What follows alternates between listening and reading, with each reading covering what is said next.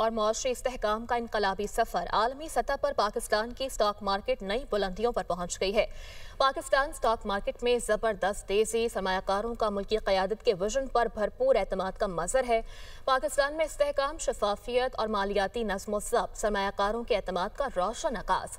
आलमी जरीदे ब्लूमबर्ग के मुताबिक पाकिस्तान के छोटे सरमायाकारों ने स्टॉक में 40% इजाफा किया। सियासी बेयकीनी के बाद पाकिस्तान स्टॉक मार्केट में तेजी सरमायाकारों के एतमाद की कामयाब झलक है। 2025 में 100 इंडेक्स में 40% इजाफा पाकिस्तान को एशिया की बेहतरीन मार्केट के तौर पर जाहिर करता है, जबकि हुकूमती बेहतर मौशरी पॉलिसियों ने पाकिस्तानियों को स्टॉक मार्केट की तरफ राग़िब किया। पाकिस्तानी मईशत 2023 में डिफॉल्ट के दहाने पर पहुंची। अब बेहतरी के आसार ने सरमायाकारों में नया जोश और जज्बा पैदा किया। पाकिस्तान की अस्करी क़यादत ने अमरीका के साथ ताल्लुकात और स्टॉक मार्केट को मुस्तहकम करने में कलीदी किरदार अदा किया। पाकिस्तान की अस्करी क़यादत की 2030 तक तोसी को सियासी इस्तेहकाम की अलामत समझा जा रहा है।